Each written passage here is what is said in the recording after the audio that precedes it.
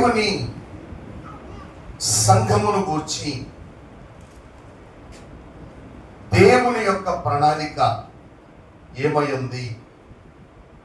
సంఘము పట్ల దేవుని ప్రణాళిక ఏమై ఉంది?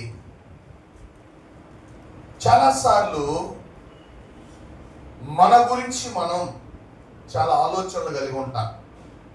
నా జీవితం ఎలా ఉండాలి, అలా ఉండాలి, నా జీవితం అందరిలా ఉండకూడదు, నా జీవితం ఉన్నతమైన స్థితిలో ఉండాలి అని తమ జీవితాల కోసం ప్రయాసపడేటువంటి వాళ్ళని మనం చూస్తాం. నా కుటుంబం మంచి పొజిషన్లో ఉండాలి, నా కుటుంబం ఒక ఉన్నతమైన స్థితిలో ఉండాలి, నా కుటుంబం అందరి కుటుంబాల్లాగా ఉండకూడదు అని తమ కుటుంబాల కోసం ప్రయాసపడేటువంటి వాళ్ళని మనం చూస్తాం. అదేవిధంగా తన కోసం ప్రయాసపడే వాళ్ళు, వారి కుటుంబాల కోసం ప్రయాసపడేటువంటి వాళ్ళు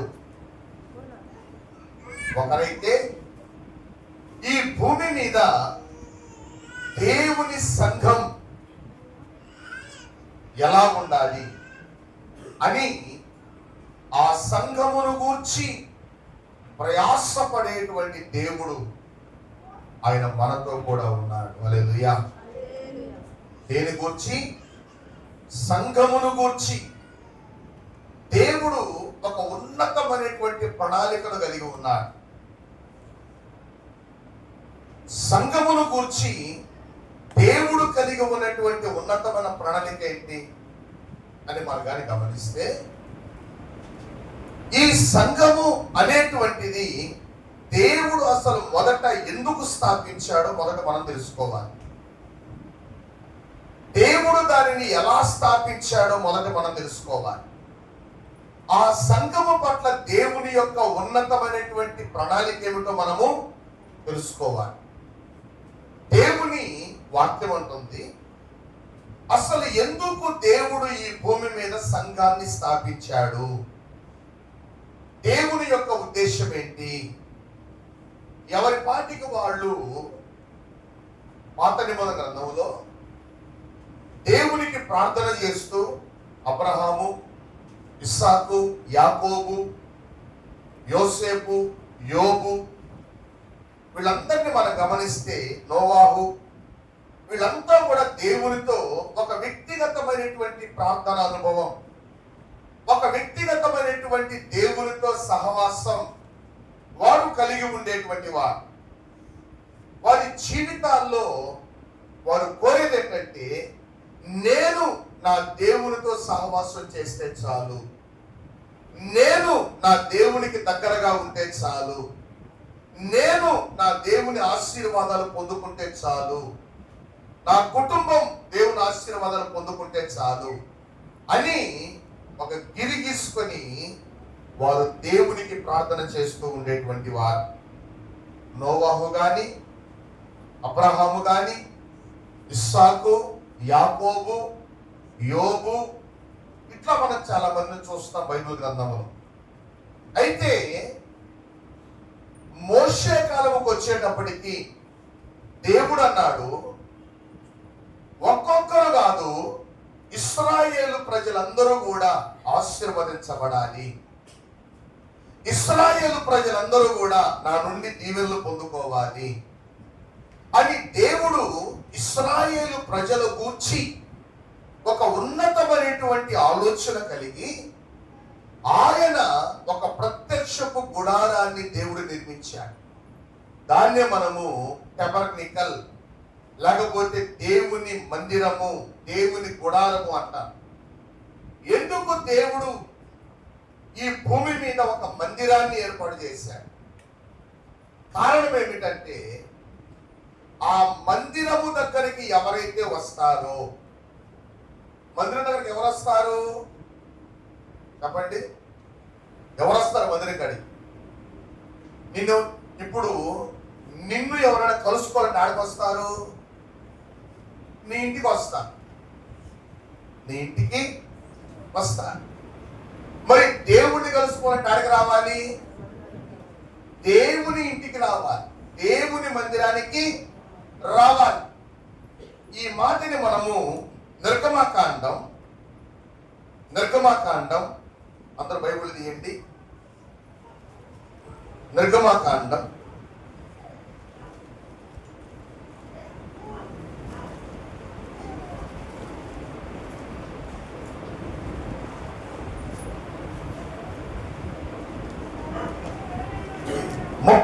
33వ అధ్యాయం. నిర్గమాకాండం 33వ అధ్యాయం 7వ వచనాన్ని ఒకసారి మనం చూద్దాం. 33:7. అంతటా మోషే గుడారమును తీసి, ఏ గుడారం? ప్రత్యక్ష గుడారం, దేవుడు నివసించే గుడారం, దేవుని మందిరము అనిపించబడే గుడారము మోషే ఎక్కడుండింది అప్పటిదాకా? అది జనుల మధ్యలో, ప్రజల మధ్యలో ఉండింది.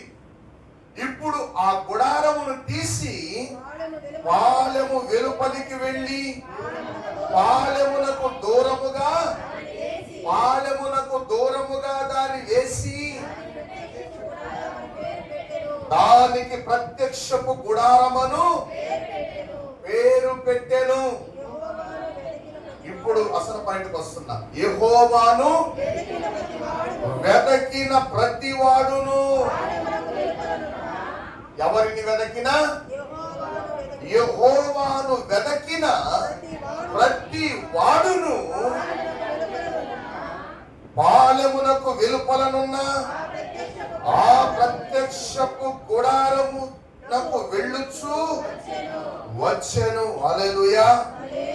చూడండి, దేవుని వాక్యం అంటుంది, దేవుని వెదకిన ప్రతివాడు యాడికి రావాలి?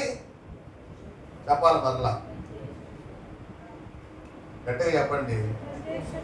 ప్రత్యక్షపు గుడారం అంటే దేవుని మందిరానికి చాలా మందికి ఉండేటువంటి అపోహ ఏంటంటే, మా ఇంట్లో దేవుడు లేడా? మా ఇంట్లో ప్రార్థన చేసుకుంటల్లా? మా ఇంట్లో వాక్యం చదువుకుంటల్లా? మా ఇంట్లో పాటలు పాడుకుంటల్లా? మా ఇంట్లో దేవుడు ఎందుకు లేడు? మా ఇంట్లో దేవుడు ఎందుకు లేడు అని అనేకులు వారి గృహాలు ఏం చేస్తున్నారు? చీకటితో నింపేసుకుంటున్నారు. ఎందుకని? దేవుని నువ్వు ఎక్కడ వెదకాలో అక్కడికి వచ్చి వెదకి వచ్చినటువంటి నీవు ఆయనను నీ గృహానికి తీసుకుని వెళ్ళాలి. హల్లెలూయా. నీ గృహానికి ఒకసారి మనం పచారీ కొట్టుకి వెళ్దాం. వెళ్ళి ఏం చేస్తాం? మన ఇంటికి కావాల్సిన సరుకులను తెచ్చుకుంటాం. తెచ్చుకొని అవి అయిపోయిందాక తింటాం. మళ్ళా మనకి దాంట్లో ఏమైనా పనులు ఉంటుందా? పచారీ కొడుతో చెప్పాలి, ఉండదు. సరుకులు అయిపోయాయి. ఇప్పుడు మళ్ళీ ఆడికి వెళ్ళాలి, మళ్ళా పచారీ కొట్టుకే వెళ్ళాలి. ఎందుకు? నువ్వు తెచ్చుకున్న సరుకులన్నీ అయిపోయాయి, ఇక ఏమీ లేవు. మరలా వెళ్ళి తెచ్చుకోవాలి. కిరాణా షాప్ అంటాం కదా మనం. ఒక కేరళ పచారీ కొట్టు అంటారు కొంతమంది, ఒక నేరలో కిరాణా షాప్ అంటారు. బాగా గమనించండి. అదేవిధంగా నీ గృహములో దేవుని వెలుగు లేదు, చీకటే ఉంది. నీ గృహములో దేవుని మహిమ లేదు, చీకటే ఉంది. నీ గృహములో దేవుని ఆశీర్వాదాలు లేవు, శాపమే, నష్టములే ఉన్నాయి. ఏం చేయాలి? మనకు ఆశీర్వాదాన్ని ఇచ్చే దేవుడు, మన జీవితాన్ని వెలిగించే దేవుడు, మనకు మహిమనిచ్చే దేవుడు, మన జీవితానికి లాభాలిచ్చేటువంటి దేవుడు ఎక్కడ ఉన్నాడో ఆయన దగ్గరకు వెతుకులాడుకుంటూ వెళ్ళాలి. హల్లెలూయా. ఎక్కడ ఉంటాడు ఆయన? బ్రాందీ షాపుల్లో, సినిమా హాళ్లలో ఉన్నాడు. చాలా మంది మనశ్శాంతిని ఎక్కడ ఎదుగులాడుకుంటారు? ఇక్కడ ఎదుగులాడుకుంటుంటారు. ఆడకు పోతే మనశ్శాంతిగా ఉంటుందని. మళ్ళా ఇంటికి రాగానే ఉంది గొడవలు, తగువులు, దరిద్రం, అనారోగ్యాలు, సమస్య. ఈ భూమి మీద నీకు మనశ్శాంతినిచ్చే స్థలం, ఈ భూమి మీద నీకు ఆశీర్వాదాన్నిచ్చేటువంటి స్థలం ఏదైనా ఉంది అంటే అది దేవుని మందిరమే. హల్లెలూయా. అదేమిటది? దేవుని సన్నిధి. అందుకనే ఇశ్రాయేలు ప్రజలతో దేవుడు అన్నాడు, నన్ను ఎవరైతే వెతకాలనుకుంటున్నారో, నన్ను ఎవరైతే కలవాలనుకుంటున్నారో, నా ద్వారా ఎవరైతే ఆశీర్వాదాలు పొందాలనుకుంటున్నారో వారందరూ ఆడికి రావాలి, ఈ ప్రత్యక్షపు గుడారము దగ్గరికి రావాలి. అందుకనే లోకమును వెతికిన వాళ్ళు లోకంతో పాటు కలిసిపోతున్నారు, బంధువుల్ని వెతికిన వాళ్ళు బంధువులతో కలిసిపోతున్నారు, పాపమును వెతికినటువంటి వాళ్ళు పాపముతో కలిసిపోతున్నారు. కానీ దేవుని వెతికిన వారు, హల్లెలూయా, జీవము గల దేవుని, మహిమ గల దేవుని వెతికిన వారు దేవుని కలుసుకోవడానికి దేవుని మందిరానికి వస్తున్నారు. హల్లెలూయా. జీవము గల దేవుని కలుసుకోవడానికి, జీవము గల దేవునితో సహవాసం చేయడానికి వారందరూ ఎక్కడికి వస్తున్నారు? వాళ్ళు దేవుని ప్రత్యక్షపు గుడారం. దేవుడు ఎక్కడైతే ప్రత్యక్షమవుతాడో, దేవుడు ఎక్కడైతే తను కనపరుచుకుంటాడో, దేవుడు ఎక్కడైతే తన ప్రజలకు దర్శనమిస్తాడో, దేవుడు ఎక్కడైతే ప్రజలతో మాట్లాడతాడో ఆ ప్రత్యక్షపు గుడారము దగ్గరికి ప్రజలందరూ కూడా దేవుని వెతుకులాడుకుంటూ వచ్చారు. హల్లెలూయా. వచ్చినటువంటి ఏ ఒక్కరు కూడా వట్టి చేతులతో వెళ్ళరు. వారు దేవుని మహిమతో నింపబడతారు, వారు దేవుని ఆశీర్వాదముతో నింపబడతారు, వారు దేవుని నుండి వచ్చేటువంటి సమాధానమును పొందుకుంటారు, వారు దేవుని నుండి వచ్చేటువంటి ఆత్మ వరములతో నింపబడతారు, వారు దేవుని నుండి వచ్చేటువంటి ఆత్మ ఫలముతో నింపబడతారు. హల్లెలూయా. చూడండి, అందుకనే దేవుని వాక్యం అంటుంది, దేవుని వెతకిన వారు దేవుని ఎక్కడ దిగులాడాలి? ఆయన మందిరములో, ప్రత్యక్షపు గుడారములో నువ్వు దేవుని వెతకాలి.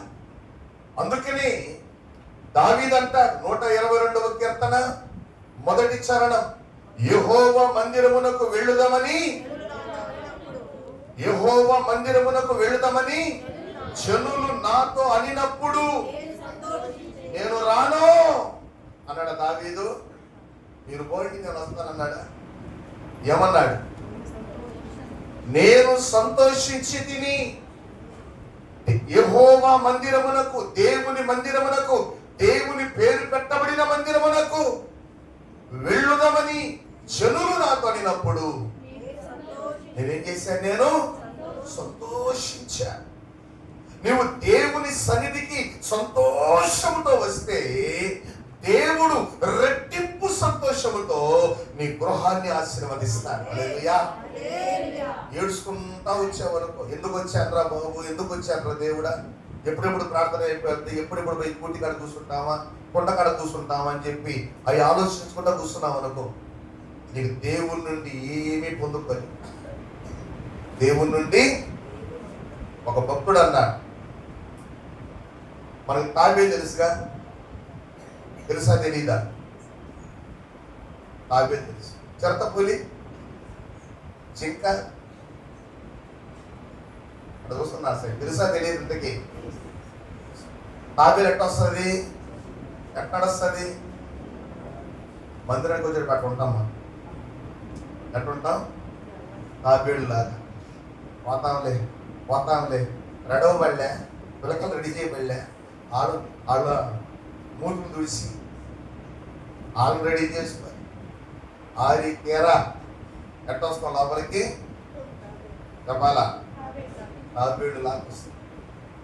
ఆడే అనగానే చెత్తపుల్లాగా మారిపోయి జింకలే ఇంకా ప్రార్థన కూడా చూసుకునేదిలే, పారిపోవడమే. వస్తాయి ఆశీర్వాదాలు. చెప్పండి, ఎలా ఉండాలో తెలుసా? నువ్వు దేవుని మందిరానికి వచ్చేటప్పుడు జింకలాగా పరిగెత్తుకుంటా రావాలి. 100వ కీర్తనలో ఉత్సాహ గానము చేయొచ్చు ఎట్లా రావాలని సన్నిధికి, దిగులు ముఖాలు వేసుకొని, ఏడుపు ముఖాలు వేసుకొని, బాధపడుతూ, దిగులు పడుతూ, విచారిస్తూ రావచ్చు. నిజంగా నీలో దుఃఖం ఉంటే, నిజంగా నీలో బాధ ఉంటే ఆయన నీ దుఃఖమును నాట్యముగా మార్చేస్తాడు. హల్లెలూయా. నీ దుఃఖం ఎలా మారుస్తాడు? నాట్యముగా. అందుకనే దేవుని వాక్యం అంటుంది, నువ్వు దేవుని వెతుకులాడితే, నువ్వు దేవుని సన్నిధికి వస్తే, నువ్వు దేవునితో సహవాసం చేస్తే నీ జీవితాన్ని ఆయన లేపుతాడు. యెహోవాను వెతికిన వారు ఎక్కడికి వచ్చారు? ప్రత్యక్షపు గుడారం. అప్పుడే మర్చిపోతారండి, చెప్పిన క్షణంలోనే మొత్తం వచ్చేస్తామని. యెహోవాను వెతికిన వారు ఎక్కడికి వచ్చారు? ప్రత్యక్షపు గుడారము దగ్గరికి. ఎప్పుడైతే వారు ప్రత్యక్షపు గుడారము దగ్గరికి వచ్చారో దేవుడు వారితో మాట్లాడడం ప్రారంభించాడు. మన వారం చెప్పుకున్నాం, దేవునితో మనం మాట్లాడడం కాదు, దేవుడు నీతో మాట్లాడడం నీకు ఆశీర్వాదంగా. నువ్వు దేవుని మందిరానికి వచ్చేటప్పుడు నీ హృదయాన్ని సిద్ధపరుచుకొని రావాలి. ప్రభువా, ఈ రోజు నువ్వు నాతో ఏం మాట్లాడతావు? ఈ రోజు నువ్వు నన్ను ఎలా దర్శిస్తావు? ఈ రోజు నువ్వు నాకు ఏ ఆశీర్వాదం ఇస్తావు? ఈ రోజు నువ్వు నాకు ఏ ఆశీర్వాదం ఇస్తావు? ఏ ఆశీర్వాదముతో నువ్వు నన్ను నింపుతావు అని దేవుని యథార్థమైన హృదయముతో, పరిశుద్ధమైనటువంటి హృదయముతో దేవుని ఎవరైతే సమీపిస్తున్నారో, దేవుని ఎవరైతే వెతుకులాడుతున్నాడో దేవుడు వారిని నిశ్చయముగా ఆశీర్వదిస్తాడు. హల్లెలూయా. దేవుడు వారిని నిశ్చయముగా ఆశీర్వదిస్తాడు. అందుకనే యెహోవాను వెతికిన వారు ఎక్కడికి వచ్చారు? వాళ్ళు దేవుని సన్నిధికి, ప్రత్యక్షపు గుడారములకు. అందుకనే దావీదు అంటాడు, నీ సన్నిధిలో నుండి నన్ను త్రోసివేయొద్దు, నీ సన్నిధి నాకు కావాలి. యెహోవా మందిరమునకు వెళ్ళుదామని జనులు నాతో అనినప్పుడు నేను సంతోషించాను అంటున్నాడు. హల్లెలూయా. ఉత్సాహ గానము చేయొచ్చు. ఎట్లా రావాలి దేవుని సన్నిధికి? ఉత్సాహ గానము చేయొచ్చు. ఆయన సన్నిధికి రండి. యెహోవాయే దేవుడని తెలుసుకోనండి. ఆయన మనల్ని పుట్టించను, మనం ఆయన వారము, మనం ఆయన ప్రజలము, ఆయన మేపు గొర్రెలము. ఆయన సంరక్షణ కింద, ఆయన భద్రత కింద, ఆయన కాపుదల కింద మనం ఉన్నాం. హల్లెలూయా. చూడండి, దేవుడు ప్రత్యక్షపు గుడారాన్ని ఏర్పాటు చేసినటువంటి ఉద్దేశం ఏంటంటే, ప్రజలందరూ కూడా ఆ ప్రత్యక్షపు గుడారము దగ్గరికి వచ్చి, దేవుని మందిరమునకు వచ్చి, దేవుని సన్నిధికి వచ్చి వారు దీవించబడాలి, వారు ఆశీర్వదించబడాలి, వారి మీద ఉన్నటువంటి శాపము కొట్టివేయబడాలి, వారు నూతన సృష్టిగా మార్చబడాలి అని దేవుడు సంకల్పించాడు. హల్లెలూయా. అయితే ఈ ప్రత్యక్షపు గుడారము దగ్గరికి వచ్చినటువంటి వాళ్ళు ఎవరు? దేవుని వెతుకులాడినటువంటి వాళ్ళు ఎవరు అంటే, వాళ్ళకప్పుడు ఐగుప్తు దేశములో బానిసత్వములో ఉన్నటువంటి ప్రజలు, దిగులుతో, విచారముతో కృంగిపోయినటువంటి ప్రజలు, తమ యొక్క బానిసత్వము నుంచి విడిపించమని దేవునికి మొర్రపెట్టినటువంటి ప్రజలు వాళ్ళు. హల్లెలూయా. దేవుని చేత అద్భుత కార్యములను రుచి చూచినటువంటి ప్రజలు, వారి ముందు ఎర్ర సముద్రము చేర్చబడడాన్ని కన్నులారా చూచినటువంటి ప్రజలు, ఆకాశము నుండి కురిసేటువంటి మన్నాను భుజించేటువంటి ప్రజలు. అటువంటి ప్రజలు దేవునికి ఇష్టముగా ఉన్నప్పుడు దేవుని గుడారము వారి మధ్యలో ఉండింది. హల్లెలూయా. వారు ఎప్పుడైతే పాపము చేశారు, ఏం చేశారు? పాపం వాళ్ళు ఏం చేశారు? ఇశ్రాయేలు ప్రజలు చాలా మంచోళ్ళు కదా. ఏం చేశారు? పాపం. ఒక బంగారు దూడను చేసుకొని 32వ అధ్యాయంలో, ఆ ముందు అధ్యాయం మనం చూస్తాం, వారి యొక్క ఆభరణాలన్నీ తీసి కరిగించి ఏం చేసుకున్నారు వాళ్ళు? ఒక బంగారు తోడను చేసుకొని మనల్ని ఐగుప్తు నుంచి తీసుకొచ్చినటువంటి దేవుడు ఇదే అన్నారు. ఆ యెహోవా ఇదే అన్నారు. వారు తినుటకును త్రాగుటకును కూర్చుండి ఆడుటకు లేచిది. ఆడుటకు లేచింది. దేవునికి విరోధమైన ఆ పాపమును మోషే ఏమన్నాడు తెలుసా? చూడండి ఒక మాటని 32వ అధ్యాయం 21వ వచనం. అప్పుడు మోషే, నీవు ఈ ప్రజల మీదకి గొప్ప పాపము రప్పించున్నట్లు వారు నిన్ను ఏమి చేసిరని అహరోనును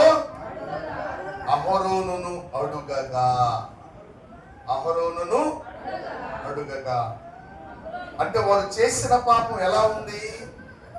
దేవుని దృష్టిలో గొప్ప పాపము. చూడండి 32:25 మళ్ళీ చెప్పాలి. ప్రజలు విచ్చలవిడిగా తిరుగుట. మోషే ఎలా తిరుగుతున్నారు ప్రజలు? మళ్ళీ చెప్పాలి. విచ్చలవిడిగా అంటే స్వాతంత్రం అన్నమాట. తల్లిలే, తండ్రిలే, గురువులే, దైవంలే. నా బ్రతుకు, నా జీవితం, నా ఇష్టం. నేను ఏమైనా చేస్తాను అన్న కూడా అడగకూడదు. అడిగితే పొడస్తా, లేకపోతే సస్తా. ఇది అడిగితే ఏం చేస్తాము? అడిగిన వాళ్ళు పొడస్తాం, లేకపోతే మేము చేస్తాం. ప్రజల్లో ఏమో చేసింది? ఒక నాయకుడు లేడక్కడ. నాయకుడు ఏడన్నాడు? కొండ మీద ఉన్నాడు. మోషే ఏడన్నాడు? కొండ మీద ఉన్నాడు. మోషే కొండ మీద దేవునితో సహవాసం చేస్తుంటే కింద ప్రజలు ఏం చేస్తున్నారు? విచ్చలవిడిగా తమ ఇష్ట ప్రకారముగా, తమ మనస్సుకు నచ్చినట్లుగా, తమ మనస్సుకు మెచ్చినట్లుగా ఎవరి ఇష్ట ప్రకారం వాళ్ళు జీవిస్తున్నారు. మోషే లేడు, అహరోను ఉన్నాడు. అహరోను మోషే మరలా వస్తాడు, త్వరగా వెయిట్ చేయడంటే అహరోను మీద తిరగబడిపోయి. ఎవరి మీద? మళ్ళీ చెప్పాలి. చూడండి, దాని గురించి అహరోను అంటున్నాడు. ఏమంటున్నాడు ఆ మాట చూడండి. 32వ అధ్యాయం 21వ వచనములు ఏమంటున్నాడు? మోషే, ఈ గొప్ప పాపము రప్పించినట్లు వారు నిన్ను ఏమి చేసిరని అహరోను అడుగగా, అహరోను, ఎన్నవాడా, నీ కోపము మండనీయకుము. ఈ ప్రజలు దుర్మార్గులను మాట నీ వెరుగుదు. వారు మాకు ముందు నడుచుటకు ఒక దేవతను చేయుము. ఐగుప్తుల నుండి మమ్మల్ని రప్పించిన వాడగు ఈ మోషే ఏమాయనో అందుకు నేను ఎవరి యొక్క బంగారం ఉన్నదో నేను దాన్ని అగ్నిలో వేయగా ఈ తోడ ఆయను. ఈ ప్రజలు విచ్చలవిడిగా తిరుగుట వారి విరోధుల్లో వారికి ఎగతాళి కలుగునట్లు అహరోను విచ్చలవిడిగా తిరుగుటకు వారిని విడిచిపెట్టి ఉండెను. అహరోను ఏం చేశాడు? వారిని విచ్చలవిడిగా తిరుగుటకు వారిని విడిచిపెట్టి ఉండేది. దాని వలన వాళ్ళు ఏమైపోయారు? దారి తప్పిపోయారు. ఏమైపోయారు? దారి తప్పిపోయారు. అటువంటి దారి తప్పిపోయినటువంటి ప్రజల మధ్యలో దేవుడు ఉండడానికి ఇష్టపడలా. అందుకే మోషే ఏమన్నాడు? ఇప్పుడు గుడారము పాళెములో నుంచి పాళెము వెలుపల దూరంగా వేయన్నాడు దేవుడు. హల్లెలూయా. పాళెము వెలుపల దూరముగా వేయి. ఇప్పుడు యెహోవాను ఎవరైతే వెతుకుతున్నారో, ఇప్పుడు యెహోవాను ఎవరైతే వెతుకుతున్నారో వారు ఆ ప్రత్యక్షపు గుడారము దగ్గరికి వస్తూ ఉన్నారు. చూడండి, ఇది పాత నిబంధన పరిచర్య. దేవుని వెతికి తమ పాపములు ఒప్పుకొని తమ జీవితాన్ని పరిశుద్ధపరచుకోవాలి అనుకునేటువంటి వాళ్ళ కాడకు వస్తున్నారు. దేవుని ప్రత్యక్షపు గుడారము అనగా దేవుని మందిరానికి వస్తూ ఉన్నారు. అయితే న్యూ టెస్టిమెంట్ లో కొత్త నిబంధన గ్రంథంలో ఈ పాత నిబంధన గ్రంథానికి సంబంధించినటువంటి గుడారాన్ని దేవుడు తీసివేసి ఆయనే ఈ భూమి మీద ఒక సంఘమును స్థాపించాడు. దేవుడే భూమి మీద ఏం చేశాడు? మళ్ళీ చెప్పాలి, ఒక సంఘమును స్థాపించాడు. ఈ సంఘమును దేవుడు ఎందుకు స్థాపించాడు? దేవుని ఉద్దేశం ఏంటి? ఈ సంఘము పట్ల దేవుని ప్రణాళిక ఏంటి అంటే, ఎవరెవరైతే వ్యాధిగ్రస్తులుగా ఉన్నారో, ఎవరెవరైతే వ్యాధి పీడితులుగా ఉన్నారో, ఎవరెవరైతే భౌతిక సంబంధమైనటువంటి అనారోగ్యములతో ఉన్నారో, ఎవరెవరైతే కృంగిపోతున్నారో అటువంటి వారిని బలపరచడానికి, అటువంటి వారిని ఆశీర్వదించడానికి, వారి మీద ఉన్నటువంటి చీకటిని వెళ్ళగొట్టడానికి ఆయన భూమి మీద ఒక సంఘమును స్థాపించాడు. హల్లెలూయా. ఆయన స్థాపించక మునుపు ఆయన భూమి మీద కొన్ని పనులు చేశాడు. ఏంటా పనులు? చూద్దాం ఆ యొక్క మాటని. అపోస్తల కార్యగ్రంథం 10వ అధ్యాయం,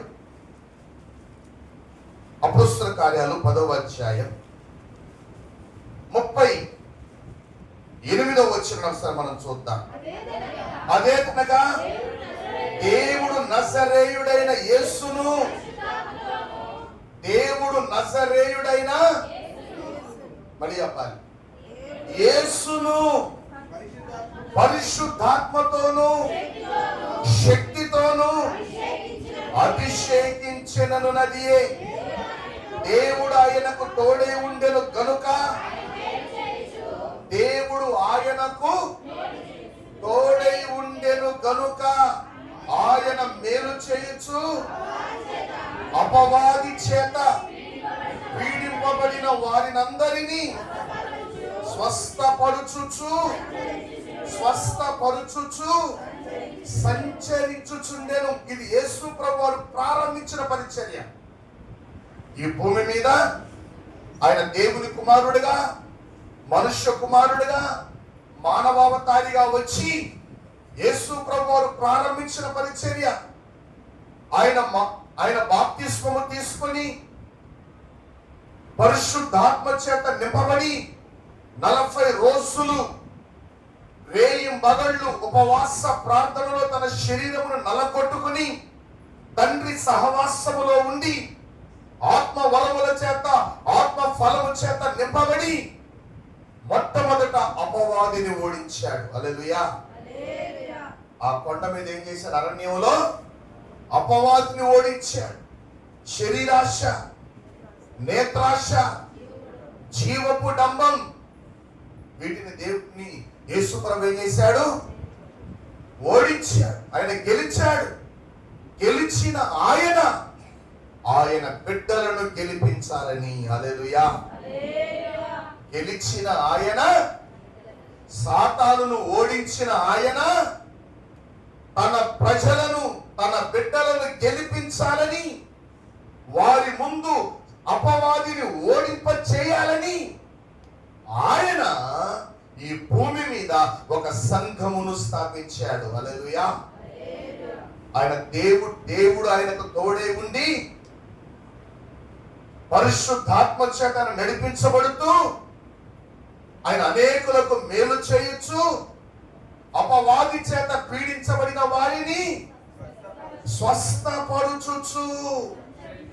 చూడండి, అప్పుడప్పుడు చెప్తా, వ్యాధులు 4 రకాలు. వ్యాధులు ఎన్ని రకాలు? ప్రతి వ్యాధి దెయ్యం తెచ్చేది కాదు. ప్రతి వ్యాధి, మళ్ళీ చెప్పాలి, దెయ్యాలు తీసుకొచ్చేది కాదు.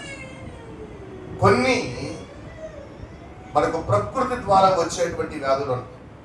మనం ఈ భూమి మీద శరీరంతో ఉన్నాం కాబట్టి, అంటే సీజన్స్ మారినప్పుడు వచ్చేటువంటి వ్యాధులు కొన్ని ఉంటాయి. మరికొన్ని వ్యాధులు, మరికొన్ని రోగాలు మనం తెచ్చిపెట్టుకునేవి కొన్ని ఉంటాయి. సమయానికి తినక, సమయానికి నిద్రపోక, చేయకూడని పనులు చేసి, చెడు వ్యసనాలు కలిగి మనకే మనం తెచ్చుకునే రోగాలు కొన్ని ఉంటాయి. ఈ రోగాలు ఎవరి వల్ల వస్తున్నాయి? మనం చేసుకునే స్వయంకృతాపరాధం అంటే తెలుసా? ఈ అపరాధం స్వయంకృతాపరాధం అంట.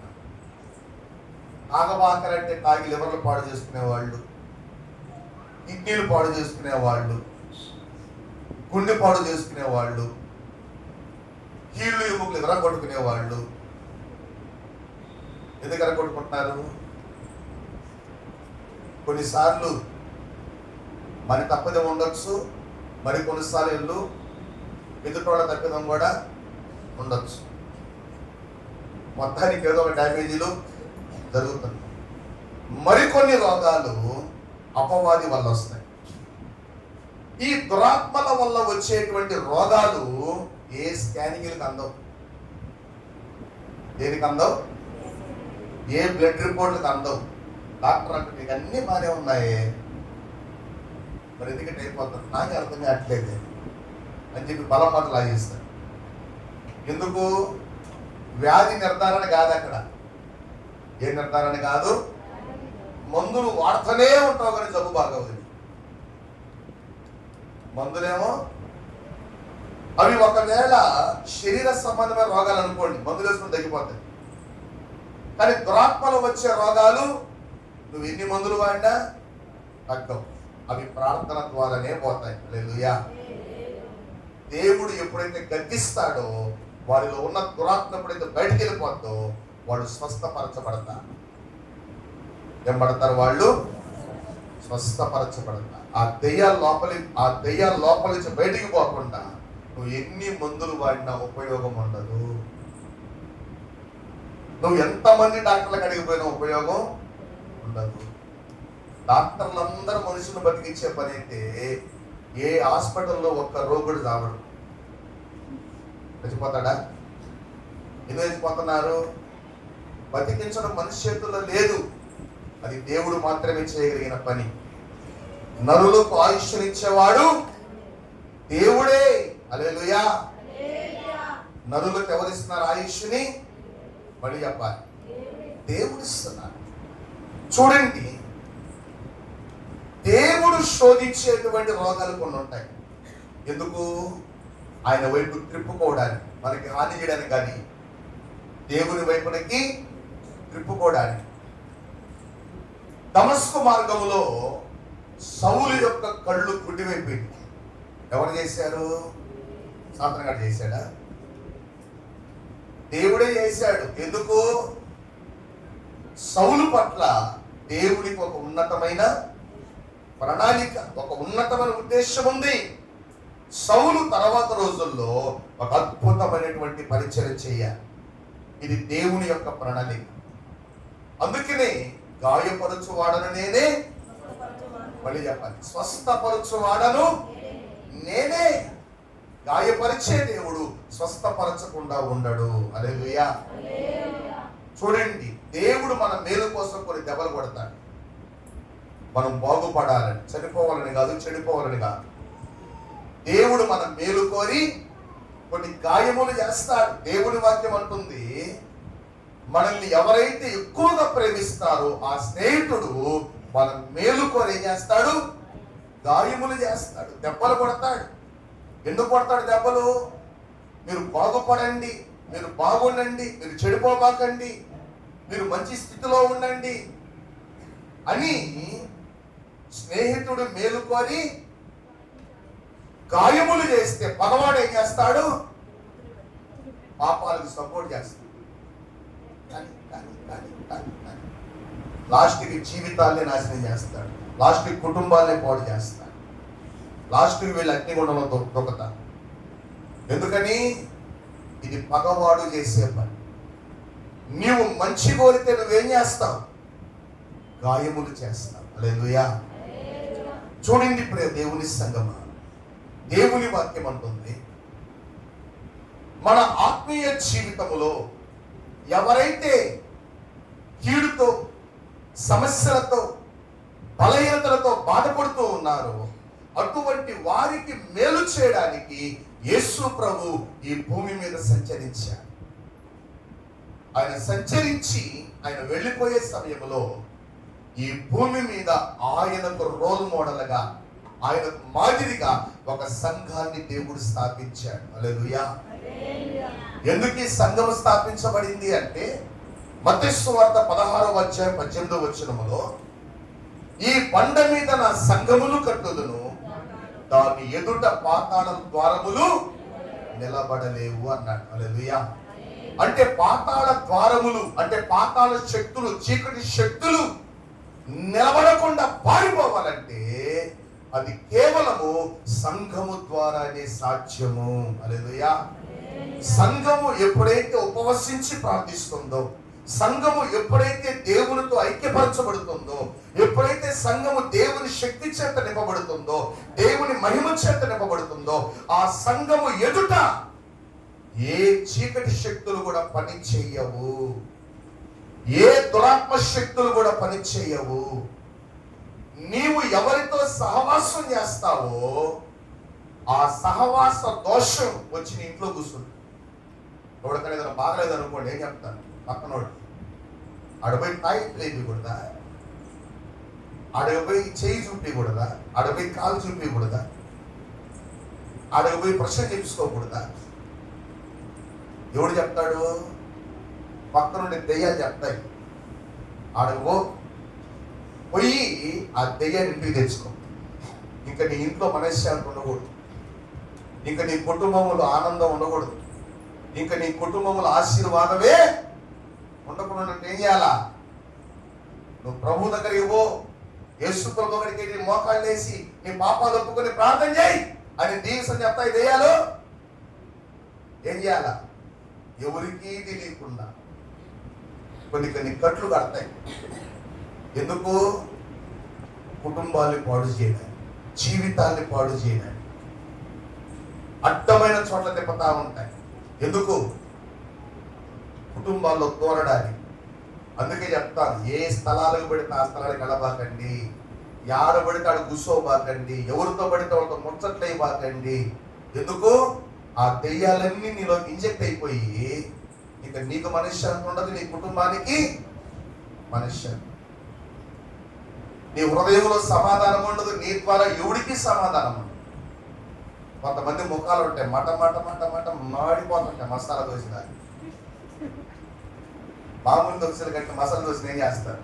ఒక పాలు ఎక్కువ కాలుస్తుంది కదా, కొన్నిసార్లు మాడిపోవచ్చు.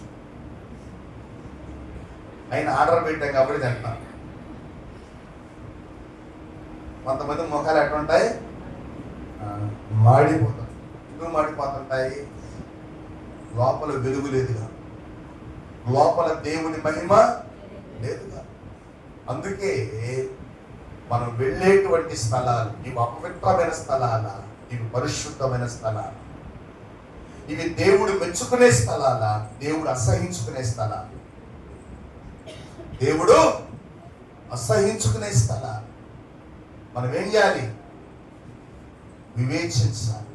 అందుకనే దేవుని వాక్యం అంటుంది 2 తిమోతి పత్రిక 2వ అధ్యాయం 22వ వచనములో, ఓ యవనుడా నీ యవనిచ్చల నుండి పారిపోము, పవిత్ర హృదయులై, దుష్ట హృదయులై కాదు, చెడిపోయినటువంటి హృదయం గల వాళ్ళతో కాదు, పవిత్ర హృదయులై ప్రభువునకు ప్రార్థన చేయు వారితో కూడా నీతిని, విశ్వాసమును, ప్రేమను, సమాధానమును వెంటాడుము. హల్లెలూయా. దేవుడు ఈ భూమి మీద సంఘమును స్థాపించింది మనము దేవుని దృష్టిలో నీతిమంతులుగా మారాలి. మనము పనికి మాలినటువంటి ప్రేమలు కలిగి ఉండాలని కాదు, దేవుని ప్రేమతో కుమ్మరించబడాలని. హల్లెలూయా. మోకాళ్ళు వేసి ఆరాధన చేయండి అంటే వీళ్ళ హృదయం ఆరాధనతో కనెక్ట్ అవ్వదు. పక్కన సరే వస్తుంటాడు, వాళ్ళు ఎట్టున్నారా, వీళ్ళు ఎట్టున్నారా, కొంతమంది తలకాయలు ఉంచుకొని పనికి మాలిన ఆలోచించుకుంటుంటారు. ఇంకా వాళ్ళ హృదయాలు ఎట్టుంటాయి? దుష్ట హృదయాలుగా, సాతాను హృదయాలుగా, చెడిపోయిన హృదయాలుగా ఉంటాయి. మనస్సు దేవుని మీద ఉండదు, మనస్సు పనికి మాలిన వాటి మీద ఉంటుంది. ఇంకా నీ హృదయంలోకి దేవుడు వస్తాడా? నీ హృదయంలో దేవుని ఆత్మ ఉంటాడా? నీ హృదయంలో నెమ్మది ఉంటుందా? నీ హృదయంలో సమాధానం ఉంటుందా? నీ హృదయంలో దేవుని ప్రేమ ఉంటుందా? దేవుని వాక్యం అంటుంది, రోమాపత్రిక 5వ అధ్యాయం 5వ వచనములో, దేవుడు పరిశుద్ధాత్మ ద్వారా తన ప్రేమను మన హృదయాల్లో కుమ్మరిస్తున్నాడు. హల్లెలూయా. ఏం చేస్తున్నాడు ఆయన? మన హృదయాల్లో తన ప్రేమను ఆయన కుమ్మరిస్తున్నాడు. నీ హృదయం తెరిస్తే కదా కుమ్మరిస్తాడు ఆయన. నీ హృదయం మూసిపెట్టుకుంటే ఏం చేస్తాడు? సాతాను గాడి నీ హృదయంలో ద్వేషం, కపటం, కుళ్ళు, కుతంత్రాలు ఇవన్నీ నింపేస్తాడు. దేవుని మీద మనస్సు లేకుండా చేస్తాడు. దేవుని ప్రేమించే మనస్సు ఉండదు.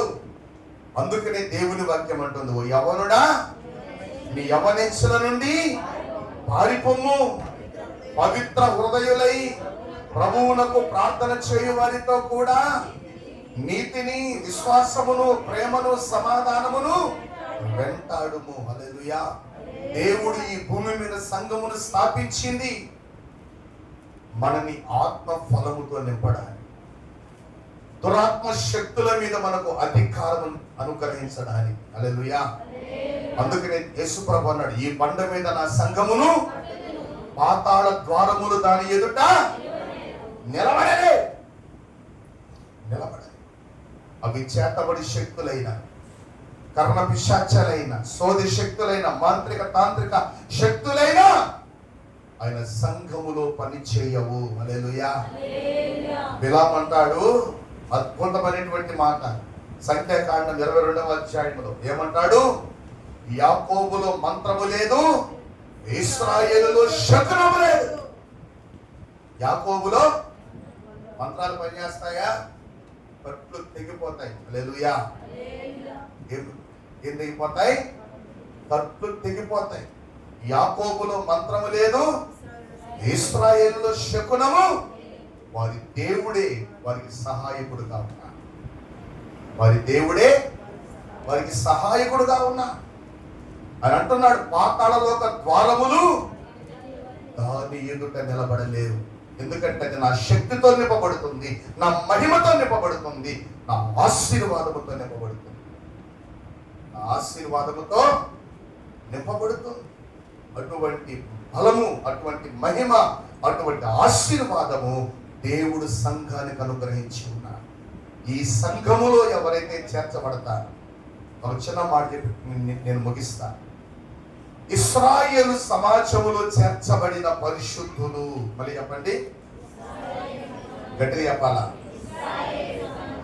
ఇశ్రాయేలు సమాజములో చేర్చబడిన పరిశుద్ధులు. లోబడిన గుంపు ఏమయ్యారు?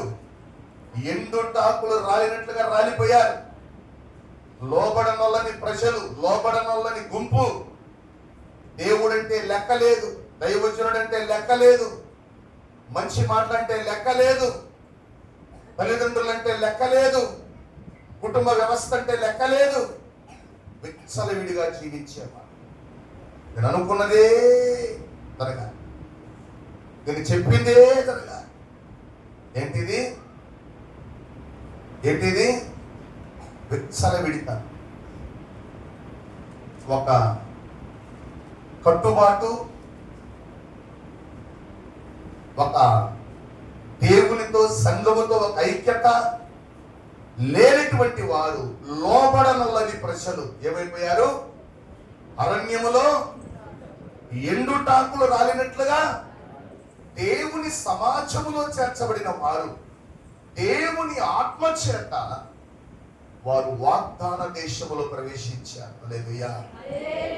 దేవుని వాగ్దాన భూమిలో యెహోషువ నాయకత్వములో వారు వాగ్దాన భూమిలో ప్రవేశించారు. ఎక్కడ చేరిన వారు? సమాజములో, దేవుని సమాజములో చేరినటువంటి వాళ్ళు వాగ్దాన దేశములో ప్రవేశించారు.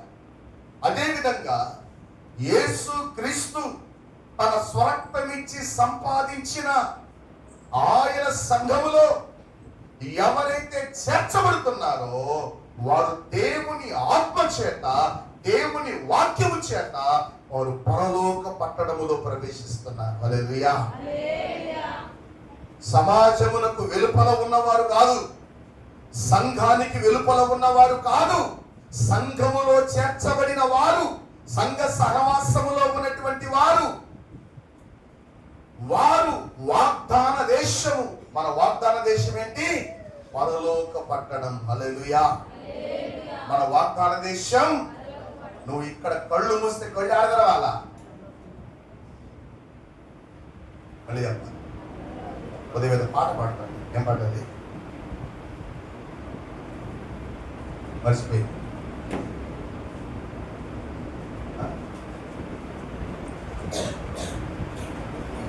మనుషులు చనిపోయినప్పుడు శవపేటికి ముందు పాడుకుంటున్నారు.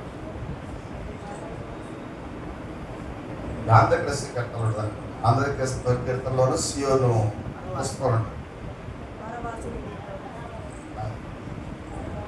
నేను కూడా చేరియుందు.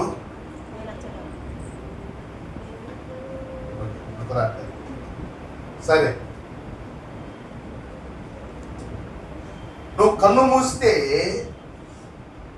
మూసిన కన్ను తెరిస్తే కనపడాలి నీకు. నరకం కాదు, ఏం కాదు, నరకం కాదు. ధనవంతుడు తెచ్చాడు, వాడి మనస్సు అంతా దేని మీద ఉంది? వాడికి దేవుళ్ళే, వాడి మనసులు ఎవరు లేరు? డబ్బు డబ్బు డబ్బు డబ్బు డబ్బు డబ్బు. అందుకనే వాడిని ఏమన్నారు? క్రైస్తవుడు అంటే అర్థమైంది క్రీస్తును కలిగిన వాడు. క్రైస్తవుడు అంటే అర్థమైంది, మళ్ళీ చెప్పాలి, క్రీస్తును కలిగిన వాడు క్రైస్తవుడు. అందం కలిగిన వాడు అందగాడు, డబ్బు కలిగిన వాడు ధనవంతుడు. అంతేనా? నువ్వు ధనవంతుడు అని పేరు తెచ్చుకోవాలనుకుంటున్నావా? అనుకుంటున్నావా? పేరు ప్రఖ్యాతులు, నాకు విలువ లేదు, నాకు ఘనత లేదు, నాకు మహిమ లేదు, నా గురించి 10 మంది చెప్పుకోవట్లేదు. ఎందుకు చెప్పుకోవాలి నీ గురించి? ఎవరి గురించి చెప్పాలా? నీ రక్షకుడైన క్రీస్తు గురించి చెప్పాలి. హల్లెలూయా. మన గురించి కూడా మనవుడు పరిమాణం కష్టం మనం, అంతే కదా. దేవుడు వెంటనే నిలుకోవాలంటే అది మన జీవితాలు, అయ్యి మన బతుకులు. దేవుని వాక్యం అంటుంది, నరుని ఆయుష్ నీటి బుడగ వంటిది. నరుని ఆయుష్ ఉదయమున పూసి సాయంత్రానికి వాడిపోయి ఎండుగడ్డి, అడవి పువ్వు వంటిది అని వాక్యం చెప్తుంది. ఏం చూసుకొని మనం హెచ్చించబడాలి? ఏం చూసుకొని మనం గర్వించాలి? ఆలోచించాలి. ఘనత మనకి కాదు, ఘనత మన దేవునికి రావాలి. ఆయన్ని కనపరచిన బతుకు ఈ భూమి మీద ఉన్నా ఒకటే, ఊళ్ళో ఒకటి. ఆమేన్. చెప్పట్లే ఆమె. దేవుని కనపరచని బతుకు ఉన్నా ఒకటే, దేవుడి దృష్టిలో ఊళ్ళో ఒకటి. దేవుడు లెక్కేజీ. ఆయన ఎవరిని కనపరుస్తాడు? యెహోవా భక్తుల మరణము ఆయన దృష్టికి విలువ కలదు. హల్లెలూయా. ఎవరి మరణం? మళ్ళీ చెప్పాలి. ఎవడి కోసం వస్తావు? దేవుడి కోసం హతసాక్షి అయిపో. పరలోకంలో ఘనత. హల్లెలూయా. స్టెఫను మరణించాడు. స్టెఫను రాళ్లతో పట్టబడ్డాడు. ఎవరి కోసం? ప్రభువు కోసం. స్టెఫన్ని ఆహ్వానించడానికి పరలోకమందు దేవుడే లేచి నిలబడి ఆహ్వానించాడు, రా నా కుమారుడా. హల్లెలూయా. అది అందుకనే పౌలు అంటాడు, నా శరీరమందు క్రీస్తు ఘనపరచబడాలి. హల్లెలూయా. నా చావు మూలముగా నేను సరే, నా బ్రతుకు మూలముగా నేను సరే, నా చావు మూలముగానైనా సరే, నా బ్రతుకు మూలముగానైనా సరే ఎవరు కనపరచబడాలి? నా శరీరంలో క్రీస్తు కనపరచబడాలి. క్రీస్తుని కనపరచని ఈ దేహము ఉన్న ఒకటే, ఊడిన ఒకటే. క్రీస్తుకు మహిమ తీసుకురాలేని ఈ బ్రతుకు ఉన్న ఒకటే, ఊడిన ఒకటే. దేవుడు ఎవరిని కోరుకుంటున్నాడు?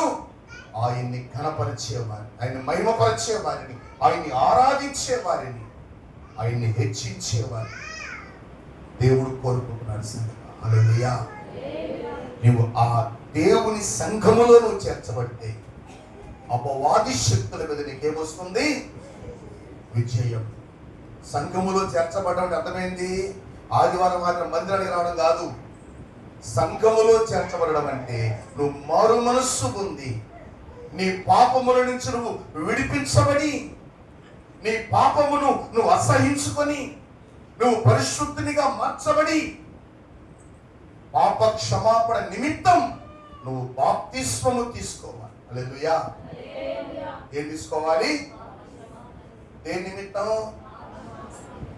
పాప క్షమాపణ నిమిత్తం. నా పాపములు క్షమించబడ్డాయి అన్న నిశ్చయతతో యేసు రక్తము చేత నువ్వు కడగబడి, నీ పాపమును నువ్వు విసర్జించి, నీ పాపమును నువ్వు అసహించుకొని, నువ్వు బాప్తిస్మం తీసుకొని కూడా మరలా పాపాలు చేయమని కాదు, పాపాలు చేస్తూ ఆయన శరీరములో ఆయన రక్తములో చేయమని కాదు.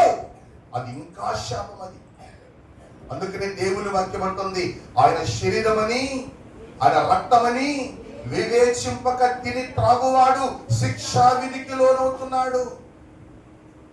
వాడు అపరాధిగా ఎంచబడుతున్నాడు.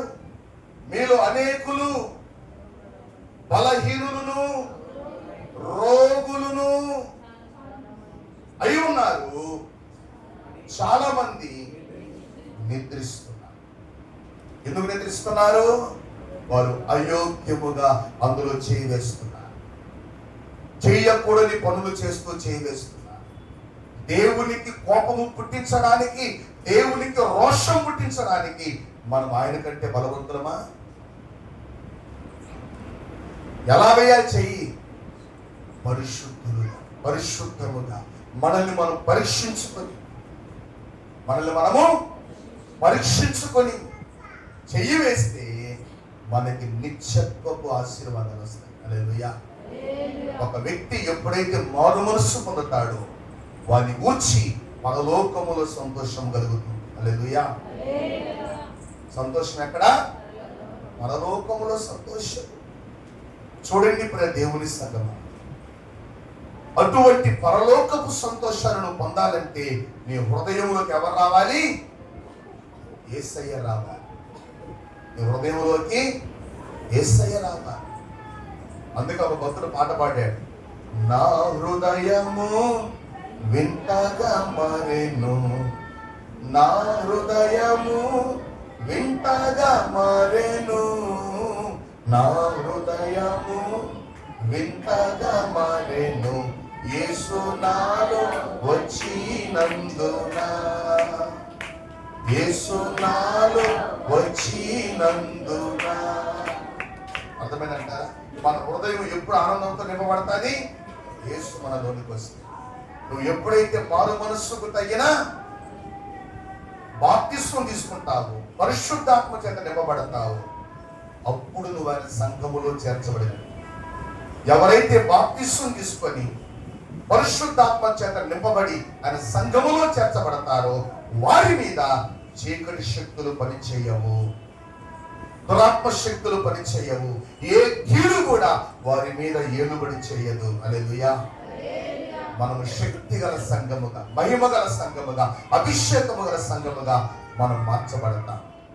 అట్టి సంఘముగా మనం మార్చబడి దేవుని నీతిని, దేవుని ప్రేమను, దేవుని విశ్వాసమును, దేవుని సమాధానమును మనము పొందుకుందుముగాక, అనుభవించుదుముగాక. ప్రభువు వచ్చినప్పుడు పరలోక పట్టణములో దేవుని ఆత్మచేత నడిపించబడుదుముగాక. ప్రార్థన చేసుకుందాం. సర్వోన్నతుడా, సర్వశక్తి మంత్రుడైన తండ్రి, మా సమస్త జీవమునకు కారణభూతుడానికి స్తోత్రాలు. ఇదిగో ప్రభువా, ఈ దిన ఉదయకాల సమయంలో ఈ యొక్క ఆరాధనకు నీ ఆత్మ చేత మీరెంతమంది బిడ్డలనైతే నడిపించారో వారి జీవితాల్లో ఉన్న చీకటిని, వారి జీవితాల్లో ఉన్న పాపమును, వారి జీవితాల్లో ఉన్న శాపమును, వారి జీవితాల్లో ఉన్న అనారోగ్యములను, ఆర్థిక సమస్యలు, అప్పుల సమస్యలు, కుటుంబ సమస్యలు, ఉద్యోగ సమస్యలు, వ్యాపార సమస్యలు యేసు నామములో తొలగిపోవునుగా. ప్రభు ప్రతి బిడ్డలు దేవుని మహిమతో నింపబడుదురు గాక, దేవుని శక్తితో నింపబడుదురు గాక, దేవుని అభిషేకముతో నింపబడుదురు గాక, దేవుని ఆత్మ వరములు ఫలములతో అలంకరించబడుదురు గాక, ఉజ్జీవింపబడుదురు గాక, మండించబడుదురు గాక. ప్రభుని సాక్షులుగా వాడబడుదురు గాక. కూడి వచ్చిన 10 బిడ్డలను దీవించండి. ఎవరెవరు ప్రభు కృంగిన హృదయాలకు, కృంగిన మనసుతో సన్నిధికి వచ్చి ఉన్నారు, వారి హృదయాలు గంతులు వేసే హృదయాలుగా, ఆశీర్వాదాలు పొందే జీవితాలుగా బిడ్డలు మార్చబడుదురుగాక.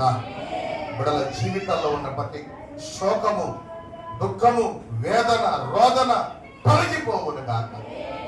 బిడ్డల జీవితాల్లో ఉన్న ప్రతి చీకటి నుంచి ప్రభు మీరు విడిపించారు.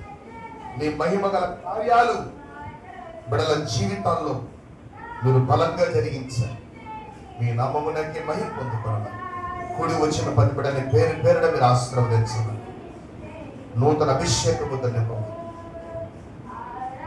సంఘమును ఉజ్జీవపరిచి రాకడకు సిద్ధపరచి నీ పరీక్షలలో బలంగా మీరు వాడుకోవాలి. ఎవరెవరి పట్ల ఎటువంటి ఉద్దేశాలు కలిగి ఉన్నారు, నీ చిత్తము, నీ సంకల్పము నీ బిడ్డల జీవితాలు నెరవేర్చబడును గాక. ఎంతమంది బిడ్డల ప్రభు నీ సన్నిధులు ప్రభు క్రమముగా ప్రభు దశమ భాగములు ఇస్తున్నారు, మందిర కానుకల పరీక్షలు వాడబడుతున్నారు. ప్రభు కృతజ్ఞత కానుకలు, మృక్కుబడులు, ప్రతిష్టార్పణలు ప్రభుని సన్నిధిని చెల్లిస్తున్నారు. వారి హస్తాలు దీవించబడును గాక, వారి కుటుంబాలు వర్ధిల్లును గాక. వారి కుటుంబాల్లో ఉన్నటువంటి ప్రతి శోధన, దరిద్రం, చీకటి తొలగిపోవును గాక. నూతన ఆశీర్వాదాలతో బిడ్డలు నింపబడుదురు గాక. ఈ లోకమందు పరలోకమందున బిడ్డలకు రావలసిన ఫలాలు యేసు నామములో నిశ్చయంగా బిడ్డలు పొందుకుందురు గాక. మీరు మహిమ ఘనత ప్రభావములు పొందుకున్నాడు. యేసు నామములో ప్రార్థించండి, వేడుకొనుచున్నాం పరమ తండ్రి. అదేవిధంగా ప్రభువా, సాయంత్రకాల సమయంలో నిండలో జరుగుతున్నటువంటి ఆరాధనలను మీరు అద్భుతకరంగా, ఆశీర్వాదకరంగా, మహిమకరంగా మీరు జరిగించండి. వస్తున్న వారిని, ఆగిపోయిన నూతనాత్మల కుటుంబాలుగా మీరు తీసుకున్నారు. దైవ సేవకుల ప్రయాణాల్లో క్షేమాన్ని దయచేయండి, రాకపోకలు సహాయం చేయండి. నీ ఘనమైన పరిచయలు నీ ఆత్మతో, బలముతో, మహిమతో, అభిషేకముతో నింపి వాడుకొని మీరే మహిమ ఘనత ప్రభావములు పొందుకొనమని యేసుక్రీస్తు సర్వశక్తి గల నామములో ప్రార్థించి అడిగి వేడుకొనుచున్నాం పరమ తండ్రి. ఆమేన్. మన తండ్రి అయిన దేవుని ప్రేమ, మన ప్రభువును రక్షకుడైనటువంటి యేసుక్రీస్తు దివ్యమైన కృపా కనికరములు, పరిశుద్ధాత్మ దేవుని అన్యోన్య సహవాసం, కాపుదల, భద్రత కూడి ఉన్న మనకు సకల పరిశుద్ధులు ఇప్పుడు ఎల్లప్పుడు సదాకాలం ఆయన కృపా కనికరములు తోడే ఉండును గాక. ఆమేన్. హల్లెలూయా, హల్లెలూయా, హల్లెలూయా.